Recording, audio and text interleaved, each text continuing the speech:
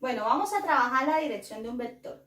La dirección de un vector es el ángulo comprendido entre el eje positivo de la X y el vector. Va a ser ese ángulo. Entonces, si yo tengo este vector, recordemos que esta medida acá es A y que esta de acá va a ser B. Entonces, ¿cómo lo vamos a calcular?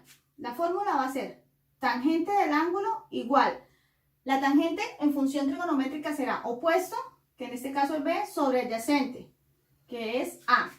Pero si yo voy a hallar el ángulo como tal, va a ser tangente a la menos 1 de B sobre A. Listo, pero ese ángulo no puede quedar en grados, entonces lo convertimos a radianes. Recordemos que un pi radian, voy a escribir por acá, un pi radian son 180 grados. Entonces colocamos aquí el ángulo y hallamos en radianes, pero eso se hace al final. Entonces, si el ángulo está en el primer cuadrante, pues simplemente aplicamos esta fórmula y ya tenemos la dirección de ese vector. Perdón, si el vector está en el primer cuadrante. Si el vector está en el segundo cuadrante, que sería acá, miren lo que ocurre. Yo dije, siempre inicio en el eje positivo de la X y voy hasta acá. Pero resulta que cuando yo hallo esta fórmula, el ángulo que estoy encontrando va a ser este. Entonces, ¿qué hacemos? Como aplico la misma fórmula, pero al final, el ángulo que hallé fue este.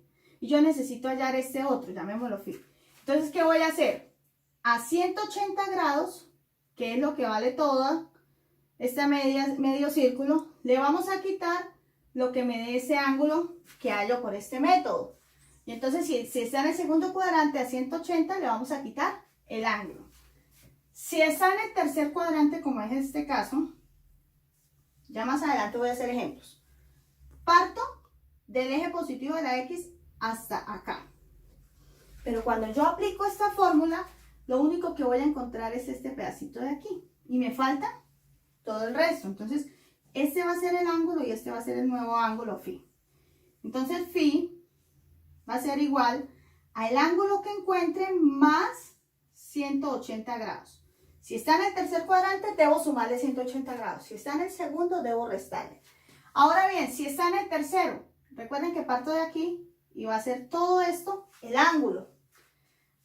Aplicando esta fórmula, yo lo único que voy a encontrar es este pedacito de acá.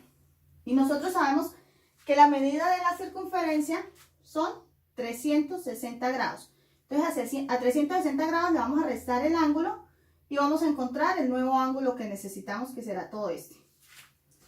Esto para tener en cuenta los cuadrantes. Si está en el primer cuadrante, aplico, encuentro el ángulo y lo paso a radianes.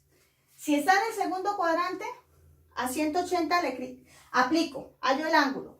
A 180 le resto el ángulo y lo paso a radianes. Si está en el tercer cuadrante, aplico la fórmula, hallo el ángulo y le sumamos 180. Pero si está en el cuarto cuadrante, aplico la fórmula y a 360 le voy a restar el ángulo. En el siguiente video voy a hacer ejemplos de cómo calcular un vector, la dirección de un vector en cada cuadrante.